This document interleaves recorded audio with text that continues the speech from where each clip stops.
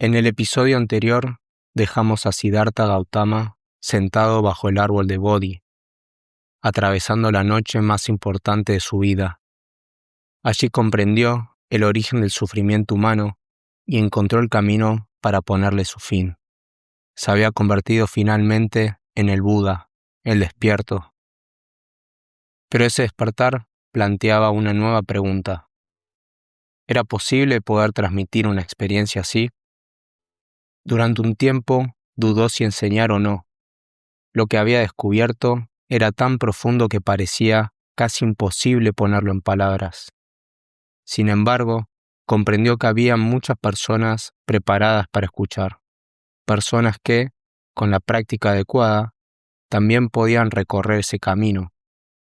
Entonces emprendió viaje hacia el Parque Los Ciervos, en las afueras de Bernades, donde se encontraban los 5 ascetas que lo habían acompañado durante los años más duros de su búsqueda como asceta. Ellos lo vieron acercarse desde lejos y, al reconocerlo, sintieron rechazo. Para ellos Gautama había abandonado la vida santa, había dejado el ascetismo extremo cuando comprendió que estaba destruyendo su cuerpo y comenzó nuevamente a alimentarse. Pensaban que había fracasado. Decidieron que no lo recibirían con los honores que antes le ofrecían. Lo llamarían simplemente por su nombre, como un viejo compañero. Pero cuando estuvo frente a ellos, ocurrió algo inesperado. Había en él una sensación imposible de describir. Su presencia era distinta. Ya no era el hombre agotado que habían conocido. Había una profunda paz en su mirada. Entonces les dijo: he encontrado el estado inmortal del nirvana. Escuchen lo que tengo que decirles. Si ponen estas enseñanzas en práctica, ustedes también podrán descubrirlo. Aquellas palabras marcaron el comienzo del Dharma. La palabra Dharma puede traducirse como enseñanza, ley o verdad, pero para el Buda significaba algo mucho más práctico. No venía a fundar una religión basada en dogmas. No pretendía explicar cómo había sido creado el universo. No discutía acerca de Dios ni del origen del mundo. No le interesaban las especulaciones filosóficas, sino ayudaban a aliviar el sufrimiento humano. Toda su enseñanza tenía un único propósito: mostrar un camino para liberarse del dolor. Por eso, insistía en algo revolucionario para su época, algo que él había aprendido en su camino. No aceptaran sus palabras porque él las dijera, no creyeran por tradición, no creyeran por autoridad. Cada persona debía comprobar la verdad por sí misma. La fe, para el Buda, no consistía en aceptar una doctrina, sino en confiar lo suficiente como para recorrer el camino y verificar personalmente si aquello era cierto. Su primera enseñanza comenzó respondiendo precisamente a aquello que más preocupaba a los 5 ascetas. Les explicó que había descubierto que los extremos nunca conducían a la libertad. La búsqueda desesperada del placer nos ata, pero el ascetismo extremo también nos ata. Castigar al cuerpo no elimina el sufrimiento. Entre ambos extremos existía un tercer camino, el camino del medio, un camino de equilibrio. A continuación, presentó aquello que sería el corazón de toda su enseñanza, las 4 nobles verdades. Primero, reconocer que la existencia está atravesada por el sufrimiento. Segundo, comprender que ese sufrimiento tiene una causa. Tercero, descubrir que ese sufrimiento puede terminar. Y cuarto, recorrer un camino concreto que hace posible esa liberación. El Buda no presentaba estas verdades como teorías filosóficas, las presentaba como un médico. Primero hacía un diagnóstico, después mostraba la causa de la enfermedad, luego afirmaba que existía una cura y finalmente entregaba el tratamiento. Este tratamiento era la práctica. porque comprender intelectualmente no era suficiente. Había que transformar la propia experiencia. Por eso comenzó a enseñar meditación. La atención plena, lo que hoy conocemos como mindfulness, observando cuidadosamente el cuerpo, la respiración, las sensaciones y la mente. Los discípulos empezaban a descubrir algo extraordinario. Todo cambiaba. Cada emoción aparecía y desaparecía. Cada pensamiento nacía y moría. Cada sensación duraba apenas un instante. Nada permanecía igual. El Buda llamó a esta realidad impermanencia, y a partir de esa observación apareció otra comprensión todavía más profunda. Si todo cambiaba constantemente, ¿dónde está ese yo permanente al que tanto nos aferramos? El cuerpo cambia, las emociones cambian, los pensamientos cambian, la conciencia cambia. Entonces, ¿qué es exactamente aquello que llamamos yo? El Buda respondió que ese yo fijo, sólido e inmutable no existe. Existe un proceso continuo, un flujo, como una llama que parece la misma, pero que en realidad se está renovando a cada instante. O como un río que conserva su nombre mientras sus aguas nunca dejan de cambiar.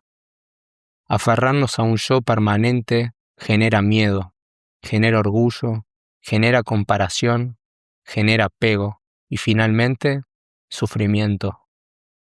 La liberación no consistía en destruir al ego, consistía en descubrir que nunca había existido de la manera en que lo imaginábamos. Mientras los 5 ascetas escuchaban estas enseñanzas y las llevaban a su propia experiencia mediante la meditación, algo comenzó a transformarse en ellos. Aquello que el Buda describía dejaba de ser una idea, se convertía entonces en una experiencia directa. Uno tras otro alcanzaron el despertar. Se transformaron en los primeros arahants, seres completamente liberados. Así nació la primera sangha, la comunidad de discípulos del Buda. Pero el despertar no era un premio para disfrutar en soledad, era una responsabilidad. Es entonces que el Buda les dio una misión. Vayan y no recorran todos el mismo camino. Lleven estas enseñanzas a quienes estén preparados para escuchar. Vivan para aliviar el sufrimiento de los demás. Con esas palabras comenzaba a expandirse el Dharma, un camino abierto para cualquier persona, sin importar su origen, su riqueza o su posición social, porque el sufrimiento pertenece a todos los seres humanos, y según el Buda, también la posibilidad del despertar. El arte budista suele representar al Buda sentado solo, inmerso en una profunda meditación. Sin embargo, esa imagen corresponde solo a una pequeña parte de su vida. Después de comenzar a enseñar el Dharma, pasó la mayor parte de sus años rodeado de personas. Allí donde iba lo seguían cientos de monjes, y también innumerables hombres y mujeres que querían escucharlo.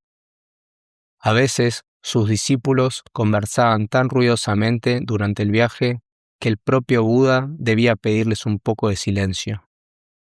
Su vida ya no transcurría en la soledad de los bosques, sino recorriendo pueblos y ciudades, enseñando incansablemente. Los primeros años de esta misión aparecen relatados con bastante detalle en las escrituras budistas. Sin embargo, después de este periodo, los registros históricos se vuelven mucho más escasos. Los últimos 20 años de la vida del Buda apenas fueron narrados. En realidad, eso probablemente no le habría preocupado. Él nunca quiso que las personas desarrollaran un culto hacia su figura. Insistía una y otra vez en que lo verdaderamente importante no era él, sino el Dharma. Decía, quienes me ven a mí, ven el Dharma, y quienes ven el Dharma, me ven a mí. Después de la iluminación, ya no había nada extraordinario que pudiera ocurrirle desde un punto de vista espiritual.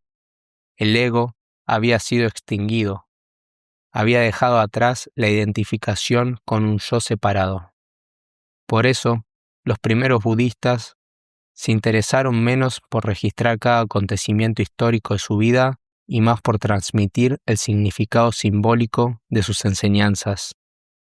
El Buda pasó a representar un arquetipo del ser humano plenamente despierto, alguien que había aprendido a vivir libre del apego, del odio y de la ilusión. Las tradiciones también conservan numerosos relatos milagrosos sobre estos años de enseñanza. Se cuenta que realizaba prodigios, que ascendía a los cielos, que hacía aparecer flores celestiales o que manifestaba poderes extraordinarios, frutos de su profundo dominio de la mente. Sin embargo, el propio Buda advertía a sus discípulos que no debían perseguir esos poderes. Era muy fácil que un buscador espiritual terminara convirtiéndose simplemente en un mago admirado por los demás. Los verdaderos milagros eran la sabiduría y la liberación interior. Una de las enseñanzas más famosas de este periodo es el llamado Sermón del Fuego. El Buda decía que todo estaba ardiendo. Arden los sentidos, arden los objetos que perciben los sentidos, arde el cuerpo, arde la mente, arden nuestras emociones. ¿Y qué alimenta ese incendio? Los tres fuegos fundamentales: la codicia, el odio y la ignorancia. Mientras estos tres fuegos continúen alimentándose, el ser humano permanecerá atrapado en el sufrimiento. Solo mediante la atención plena y el desapego es posible extinguir esas llamas y alcanzar el frescor del nirvana. Uno de los relatos más conocidos ocurre cuando el Buda regresa a Kapilavastu, la ciudad donde había nacido, para reencontrarse con su padre, el rey. Su padre había soñado durante años que Siddhartha se convertiría en un gran emperador, el soberano ideal que gobernaría el mundo. Según la tradición, al llegar el Buda, realizó una manifestación extraordinaria. Se levantó en el aire, de su cuerpo surgían simultáneamente fuego y agua, y caminó por un sendero luminoso suspendido en el cielo. Más allá de si estos hechos fueron históricos o simbólicos, el sentido parece claro. El Buda hablaba a las personas utilizando el lenguaje que ellas podían comprender. Su padre esperaba ver a un conquistador del mundo. En cambio, encontró a alguien que había conquistado algo mucho más difícil, su propia mente. Después de escucharlo hablar sobre el Dharma, el corazón de su padre finalmente se ablandó. Como todos sus discípulos, el Buda recorría constantemente el norte de la India enseñando. Solo durante los 3 meses del monzón interrumpía sus viajes. En esa época permanecían reunidos en los monasterios o arboledas, siendo uno de los lugares más reconocidos el bosque de bambú, cerca de Rajagrina, ofrecido por ricos comerciantes para que la comunidad pudiera vivir y practicar. Durante estos retiros fue tomando forma la primera comunidad monástica. Meditaban juntos, escuchaban las enseñanzas, cada mañana salían con sus cuencos para recibir alimento, comían una única comida importante al día y luego descansaban, meditaban nuevamente y continuaban practicando hasta la noche. Pero el entrenamiento no consistía únicamente en meditar. El Buda repetía que era inútil hablar de compasión hacia todos los seres si los propios monjes no eran capaces de tratarse con amabilidad entre ellos. La práctica comenzaba en la convivencia cotidiana. Las enseñanzas del Buda quedaron escritas hasta varios siglos después de su muerte. Después de mucho tiempo, fueron transmitidas únicamente de forma oral. Quien quisiera conocer el Dharma debía acercarse personalmente al Buda o a alguno de sus discípulos. Los laicos sostenían a la comunidad ofreciendo alimento y ayuda material.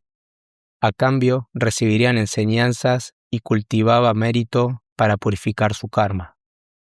Para ellos existían 5 compromisos éticos fundamentales: no matar, no robar, no mentir, no consumir sustancias que nublen la mente y evitar una conducta sexual irresponsable. Antes, incluso de comenzar las prácticas meditativas profundas, era necesario desarrollar una vida basada en la compasión, el autocontrol y la atención consciente. Toda esta ética podía resumirse en una regla muy sencilla: no hagas a otros aquello que no quieras que te hicieran a ti. Y de ese fundamento, cultivar una mente de amor benevolente dirigida hacia todos los seres. Hacia el final de este periodo aparece una escena que resume toda la transformación del Buda. Un día un hombre lo encontró sentado bajo un árbol. Su presencia irradiaba tanta serenidad que le preguntó: ¿Eres un dios? No, respondió el Buda. ¿Eres un espíritu? No. ¿Eres un ser humano? El Buda volvió a responder: no. Había despertado a una forma completamente nueva de existir. Había revelado un potencial que siempre había estado presente en la naturaleza humana. Mostró que era posible vivir en este mundo con todo su dolor y su impermanencia, permaneciendo en paz. Liberarse del ego no significaba dejar de ser humano, significaba convertirse plenamente en uno. Por eso, pidió que no lo recordaran como un dios ni como un profeta. Simplemente dijo: recuérdenme como alguien que ha despertado. 45 años habían pasado desde aquella noche bajo el árbol de Bodhi. Durante todo ese tiempo, el Buda no dejó de caminar. Recorrió pueblos y reinos enseñando el Dharma a miles de personas. Reyes, campesinos, comerciantes, mendigos, todos encontraban en él la misma serenidad. Pero ahora tenía 80 años. Su cuerpo comenzaba a mostrar aquello que él mismo había enseñado durante toda su vida. Todo lo que nace, envejece. Todo lo condicionado termina transformándose. Uno de los encuentros más significativos en estos últimos meses fue con el rey Pasenandi. El anciano rey había perdido recientemente a su esposa y estaba sumido en una profunda tristeza. Cansado del poder y de las guerras, salió de su palacio sin rumbo hasta enterarse de que el Buda se encontraba cerca. Cuando llegó hasta él, encontró un hombre anciano, silencioso y profundamente sereno. La presencia del Buda seguía siendo la misma, pero su cuerpo ya estaba gastado por los años. Aquella imagen era casi una enseñanza en sí misma. Incluso quien había despertado completamente no escapaba a la vejez. Pero el despertar nunca consistió en evitar la condición humana, sino en dejar de luchar contra ella.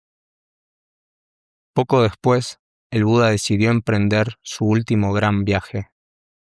Durante ese recorrido enfermó gravemente. Los dolores eran tan intensos y por un momento sus discípulos pensaron que había llegado el final. Sin embargo, el Buda logró recuperarse parcialmente. No porque se aferrara a la vida, sino porque sentía que aún quedaban algunas últimas enseñanzas por transmitir. Ananda, uno de sus inseparables acompañantes, estaba profundamente preocupado. Creía que el Buda debía dejar instrucciones precisas sobre quién conduciría a los Sangha después de su muerte. Pero el Buda respondió con una sencillez que resumía toda la enseñanza. ¿Qué espera de mí la Sangha? Recordando que estos eran los grupos de monjes. Nunca había querido que dependieran de una persona. Nunca había querido convertirse en una autoridad absoluta. El Dharma era el verdadero maestro. Cada practicante debía sostenerse por la atención, la disciplina y la experiencia directa, no por la figura de un líder. Hasta el final rechazó la idea de dejar un sucesor. La verdad no pertenecía a nadie. En aquellos últimos días también reapareció Mara, no ya como un enemigo exterior, sino como esa vieja voz que acompaña toda la existencia, la tentación del descanso definitivo. Ya es suficiente, parecía susurrarle. Deja este mundo. Pero una vez más, el Buda permaneció completamente lúcido. Cuando llegara el momento, lo aceptaría, no antes. Finalmente emprendió y continuó su camino. En el trayecto aceptó la invitación de un herrero llamado Kunda para compartir una comida. Poco después, comenzó a sufrir una enfermedad extremadamente dolorosa. Vomitó sangre y comprendió que el final estaba muy cerca. Sin embargo, antes de partir, tuvo una preocupación inesperada. Pidió a Ananda que tranquilizara a Kunda, que nadie lo culpase por su muerte. Al contrario, le dijo que habían dos comidas de un valor incomparable.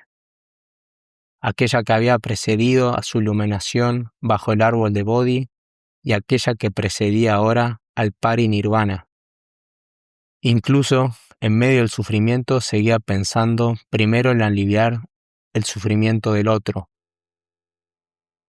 Continuó su viaje hasta que llegó a Kushinagar. Se recostó en su lado derecho entre dos árboles y la tradición cuenta que aunque no era época de floración, los árboles comenzaron a cubrirlo de flores blancas. La tierra tembló. Los seres del cielo guardaron silencio. Era como si la naturaleza completa acompañara aquel momento. Ananda lloraba. Muchos monjes estaban abatidos. Pero el Buda les recordó aquello que había repetido durante toda su vida. ¿Por qué lamentarse por aquello que siempre fue inevitable? ¿Acaso no había enseñado desde el principio que toda unión terminaría en separación? ¿Que todo lo compuesto finalmente se disuelve? No había contradicción entre su enseñanza y su muerte. Su muerte era la última enseñanza. Entonces habló por última vez. Todas las cosas condicionadas están destinadas a desaparecer. Esfuércense con diligencia para alcanzar su liberación.